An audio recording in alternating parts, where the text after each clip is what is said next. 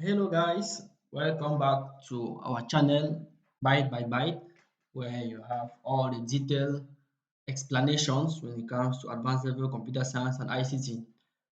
Being on the chapter algorithms, today's lesson is centered on recursive functions. Okay, let's dive into the topic, the lesson. A recursive function is one that calls itself directly or indirectly to solve a smaller version of its task until a final call which does not require a self call. That is what we call a recursive function. The one that calls itself directly or indirectly to solve a smaller version of its task until a final call which does not require a self call. A recursive call makes use of a stack and stack frames to store the data from each depth of function call.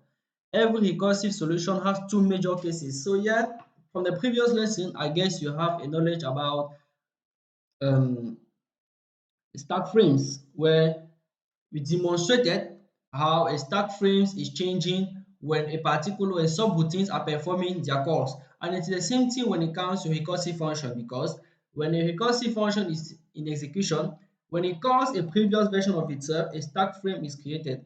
And when these results are being returned, that is how the content of the stack frame changes. Now, the different cases of a recursive function are the base case. The base case is the case in which the problem is simple enough to be solved directly without making any further calls of the same function. So it is in the base case that no call is being performed. Next one, we have the recursive, also known as the general case, which is the case in which a subversion of the function is called, invoked. First, the problem at hand is divided into simpler subparts. Second, the function calls itself but with subparts of the problem obtained in the first step. Third, the result is obtained by combining the solution of simpler subparts. Recursive functions have the following format. As you can see, I have my function name, I have my parameters. The first thing you are testing is the base case. That is the first test you perform. And if the base case is satisfied, then we return the base case value. Else, if we test if there is another base case or recursive case, it depends. Then we return the base case or the recursive call. Else, we return some work and then a recursive call. Why is it like so? Sorry. It is simply because there are some recursive functions having one base case, one recursive case, some two base cases, one recursive case, some one base case and two recursive cases. That is why at the level of the else if you have test for another base case or a recursive case. That is what we have. Now, every recursive function must have at least one base case. Very important. There is no recursive function without a base case. Otherwise, the recursive function will generate an infinite sequence of calls, thereby resulting in an error condition known as infinite stack, also known as the stack overflow. I think this was explained when we were doing subroutines, whereby we demonstrated that if we have a subroutine that keep on calling itself again and again without a condition where it's supposed to end, it's going to consume memory. And when the memory is above that of the stack, it leads to what we call stack overflow. Example of popular recursive function and their algorithm. Popular is, let's say, examples of the most used recursive function or the most known and their algorithms. One, the factorial function, n factorial. The factorial of a positive integer, n, is the product of all numbers in the range 1 to n, meaning that what? If my n is 5, it means that it is the product of 1 with 2, with 3, with 4, and with 5. That's why we say it is the product of all numbers in the range 1 to n. For 0 and 1, the factorial function returns 1. So you see that for 0 and 1, it returns 1. The factorial is defined as given below. So as you can see, we have n factorial which is equals to 1 if my n is 0 or 1. This is what we call the base case because at this level I just return a value, and then we have n times n minus 1 factorial again. So we are performing another factorial, but at this time of a lower version because it is n minus 1, and this is for cases where n is above 1. That's what we have. So we can confirm here that the factorial function is only for positive integers. Now, from this definition that is given, how can I write the pseudocode, the recursive pseudocode for this function? This is the syntax I have. So the first thing, I have my function factorial, and as you can see, it takes only one parameter, which is n as integer. I test my base case, and my base case here is if n is 0 or 1. So this is what I have here. If n equals to 0 or 1, then what should we do? I simply return 1, as you can see. So if n is 0 or 1, I should return 1. The else part now is for this, where n is above 1. Another student could still come and say, else if n is above 1. But it is not necessary, because from the definition that we have here, we have only two cases. Either n is 0 or 1, or n is above 1. Okay, else what do we have? Return n times factorial of n minus 1. As you can see, n factorial, if n is above 1, I should return n times n minus 1. So this is factorial again. That is why you have the same name, the same identifier, as you can see, because here I'm not using this symbol. The symbol is not recognized by the computer. That is why I use the identifier. So when calculating the factorial of n, if n is above 1, I should have n times the factorial now of n minus 1. That is what we have for the factorial. And if we end our function. Secondly, we have the greatest common divisor, that is GCD. And the greatest common divisor is what we commonly know as the HCF. The greatest common divisor of two numbers, that is integers, is the largest integer that can divide both numbers.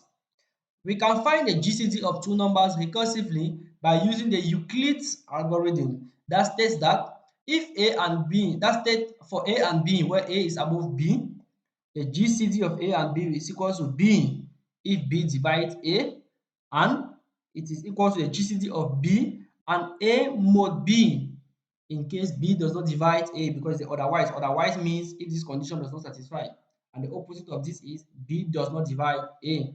So that's the definition of GCD of A and B. Let us see how to map it to its pseudocode. So how my function GCD, it takes two parameters, as you can see, A, B.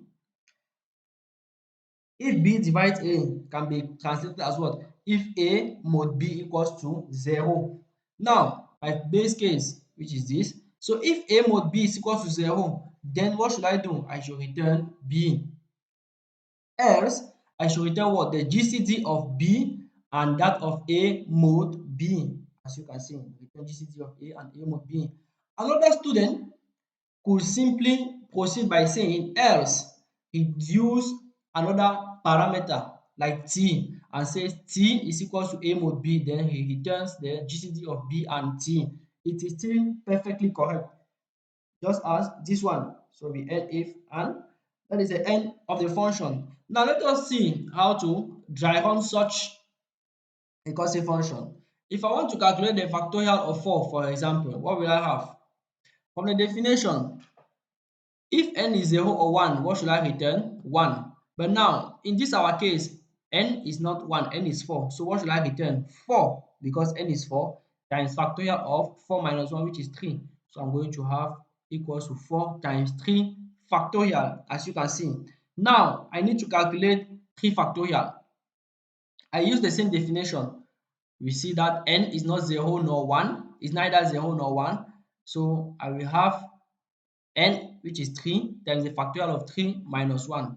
So this is the same 4. But now 3 factorial is 3 times 2 factorial. I need to calculate 2 factorial. Using the same definition, I'm going to have 2 times 1 factorial. This time around, 1 factorial, we see that n is 1. And what should I return? 1. So this 1 factorial gives us 1. Let me break it down for you guys to understand. 4 factorial, 4 times 3 factorial. 3 factorial, 3 times 2 factorial. 2 factorial, 2 times 1 factorial, 1 factorial, 1. So we end here because this is our base case. And when you multiply all these three, what do you get? You see that 4 factorial is equals to 24. That is what we have. I hope you are okay.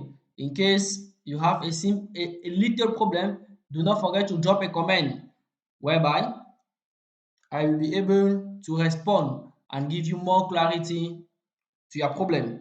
Do not forget to like, to subscribe, and to share, dear students. We have our community to increase. Now, the next example, the GCD of 62 and 8. From here, we compare and we see that A is 62, B is 8. Now, the base case is to determine whether 8 divides 62. But does 8 divide 62? No. So what should I return? The GCD of B and A mod B. But now what is A mod B? What is 62 mod 8? When you take 62 divided by 8, you have 7 remainder 6. So 62 mod 8 is equals to 6. Meaning that this will be returned as the GCD of 8, because as you can see, I returned GCD of B, and when you compare here, my B was 8. A mod B, 62 mod 8 is 6. That's why I have this GCD of 8 and 6. I proceed. I perform a GCD of 8 and 6. Does 6 divide 8? No. What do we have instead? 8 divided by 6 equals to 1 remainder 2. This is my A, this is my B. So now I'm going to have a GCD of, this is B, and A mod B, because 8 mod 6 is 2, as you can see. So this is my new A, this is my new B. Does 2 divide 6? Yes. 6 divided by 2 is equals to 3. Forget about this 6. So what do we have? We return B, and our B here is 2. That is why the GCD of 62 and 8 is 2. As you can see, dear students, let me explain it back. This is my A, this is my B. 8 does not divide 62. So I return GCD of B, which is 8. And A mod B. We saw that 62 divided by 8 is 7 remainder 6. So our remainder is 6. That is why I have GCD of 8 and 6. 6 divide 8? No. So I return GCD of B, which is 6, and A mod B, which we see here that 8 mod 6 is 2. So I have GCD of 6 and 2. Now, does 2 divide 6? Yes. In such a case, what should I return? B. What is my B? 2. So that is our answer.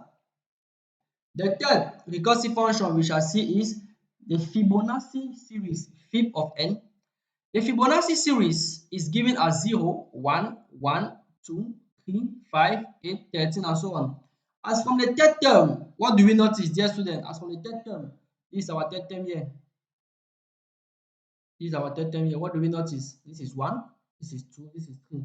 We realize that as from the third term, any term is a sum of the previous two, because 1 is equal to 0 plus 1, 2, 1 plus 1, 3, 1 plus 2, 5, 3 plus 2, 8, 3 plus 5, 13, 5 plus 13, 5 plus 8, sorry. So as for the third term, any term of the series is the sum of the previous two terms. Hence, the Fibonacci of 0 is 0 and the Fibonacci of 1 is 1. So we have two base cases here. Also, the general formula is what? Fibonacci of n is equal to fib of n minus 1 plus fib of n minus 2, where n should be above 1. But now you ask yourself, why is n above 1 whereas we are talking about the third term? This is simply because this is term n equals to 0, this is term n equals to 1, and our third term is from when n is equal to 2, which is the number above 1. Hence, Fibonacci series of a number is recursively given as, is what we have, fib n is equal to 0 for n equals to 0, 1 for n equals to 1, fib n minus 1 plus fib n minus 2 for n greater than 1. So the recursive pseudocode, what do we have? Function Fibonacci. We have only one parameter, which is n. First thing, we test for the base cases. If n is equal to 0, then what should we do, dear students? Correct, we should return 0. Else, if we test for the second case, if n is equal to 1, then what should happen? Perfect, we return 1. Then the last case, now we have tested the two base cases. So next we need to test for the recursive case, which is the else part. And the else, what should we return? The Fibonacci of n minus 1 plus the Fibonacci of n minus 2, which is what we have. And if, and we end our function. So this is the recursive pseudocode for the Fibonacci series of a positive integer n. Now, take note that this recursive function, when written in programming language like C, perfectly executes or perfectly gives the result as if it is the iterative function. In the next video, we shall see how to translate a recursive function to the iterative version. That is what I have named writing a recursive algorithm part 2. Okay, remember that this Fibonacci, this recursive definition could be translated or simplified as this, whereby Fibonacci of an integer n is equals to n if n is 0 and 1. Why am I saying so? Because when it is 0, when n is 0, I return 0. When n is 1, I return 1. So I can join these two by saying that what? I return n if n is 0 or 1. So if n is 0, I should return n which is 0. If n is 1, I should return n which is 1. So these two are combined to give us this. And the algorithm is what we have Fibonacci, integer n. So if n is 0 or n is 1, I should return n, else I return this. So these are the two different definitions you have for the Fibonacci of a positive integer. Both are perfectly correct. For the power function a to the x, we can also find exponent of a number using recursion. To find a to the x, the base case will be when x is equals to 0, result will be 1. From indices, we know that a to the x is equal to a times a to the x minus 1. Hence, the recursive formula to find a to the x can be given as this is what we have. So a to the x is equals to 1 if x is 0. A times a to the power x minus 1. Sorry, this factorial is not supposed to be there. If x is greater than or equals to 1, you will see from other teachers whereby a to the x is having two base cases. 1 if x is equals to 0, or if a is equals to 1. That is what you will sometimes see. 1 if x is 0 or a is equals to 1. It is still correct. Then you have the recursive case. So the pseudocode, this is what we have. We have power a real number, because the power function goes for any real number, and x is an integer. If x is 0, then we should return 1. Else we should return power of a, comma x minus 1. Now, from this translated version, the pseudocode, there is a particular error. Can you guys help me identify the error? Voila, perfect. I should instead return, for the recursive case, what should I return instead? A times power of a and x minus 1. If that was your answer, then you are right. It shows that you perfectly follow our lesson. Now, let us use an example to drive on the Fibonacci of a number, like Fibonacci of 5, that is the fifth term. Okay, I think it should be the sixth term, yes, because the first term is when n is 0. So now Fibonacci of 5. 5 is neither 0 nor 1, so we come here. So we are going to have Fibonacci of 4 and plus Fibonacci of 3, as you can see. Now, I need to calculate Fibonacci of 4 and Fibonacci of 3. What do I have? Fibonacci of 4 using the recursive case, because 4 is given from 0 and 1. I will have Fibonacci of 3 plus Fibonacci of 2, meaning that at this level, this Fibonacci of 4 give me Fibonacci of 3 plus Fibonacci of 2, and this Fibonacci of 3 is what we have here. So don't be confused, dear student. Fibonacci of 4, this is it, these two terms, and this Fibonacci of 3, this is the same. Now, when you simplify using algebra, simple algebra, you have 2 into this because like terms plus this one. Now, Fibonacci of 3. Fibonacci of 3 is equal to Fibonacci of 2 plus Fibonacci of 1. I am using these different colors for you guys to actually follow how we are moving. Now, I have this Fibonacci of 3. I will come and substitute inside here. So I'm going to have 2 into Fibonacci of 2 plus Fibonacci of 1. Then this Fibonacci of 2 is here, as you can see. So when I expand the bracket and I simplify, I'm still going to have 2 Fibonacci of 2 plus Fibonacci of 2, that is 3, plus 2 into Fibonacci of 1. Okay, Fibonacci of 2 gives me Fibonacci of 1 plus Fibonacci of 0. We are still using this formula, as you can see. 4 minus 1 minus 2, 3 minus 1 minus 2, 2 minus 1 minus 2. And this is simple algebra that we did. So, I'm going to have 3 into Fibonacci of 1 plus Fibonacci of 0, and this 2 into Fibonacci of 1, this is what we have. So you expand the bracket and you simplify, you simply have 3 plus 2, that is 5 Fibonacci of 1 plus 3 Fibonacci of 0. Now, these are the different base cases that we have. Fibonacci of 1 give us 1, Fibonacci of 0 give us 0. So I'm having 5 into 1 plus 3 into 0. And that is why we have Fibonacci of 5 to be equals to 5, the seed term. First term, second, third, fourth, fifth seed term, which is equals to 5. So that is how the execution is all about. Dear students, when you are being asked to evaluate a recursive function and given input values, pay attention, especially for the Fibonacci series. Pay attention to the different base cases because the base case tells you when you are supposed to stop. And for the recursive cases, do not be confused as you are seeing here because this can be somehow confusing. Be focused, take your time, although the time is not enough, but take your time, but be fast as possible and execute properly. And do not forget to check your work. Okay, apart from this four recursive function, we also have other recursive function like the Ackermann's function defined on positive integers m and n. That is the definition. Ackermann. So it's supposed to be Ackermann of m and n is equals to n plus 1 if m is 0. Ackermann of m minus 1 comma 1 for m different from 0 and n equals 0. And Ackermann of m minus 1 comma Ackermann of m n minus 1 if m and n are both different from 0. So we see that is the only base case that we have, and these are the two recursive cases because this is where we call back the Ackermann function. That's the algorithm.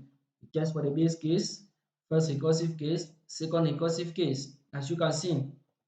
Next, the combination of N and R, which is this is how the francophones represent it, this is how anglophones represent it. And for these to be performed, N should be greater than or equals to R, which should be greater than or equals to 0. This is what we have.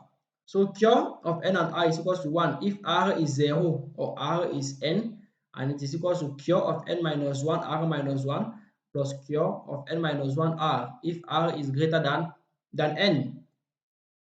That is what we have, the base case, this one, and the recursive case. Highest common factor, HCF, of positive integers. That is what we have, which is similar to that of the GCD because GCD and HCF are all the same. So this is another algorithm we have for the GCD. That is the algorithm. And we also have arithmetic sequence, geometric sequence, summation of first n terms, square numbers. I will advise you students to go and make some research on it. But these 6 recursive functions that I gave you there, the expression and the algorithm are the most used. So in the next video, we are going to see an alternative way of dry running recursive algorithm and how to translate the recursive algorithm to an iterative version. And also we shall see the differences between a recursive algorithm and an iterative algorithm and which one is the best to use. Thank you guys for being with me till the end of this video. Do not forget to like, to subscribe and to share the video. Thank you for watching.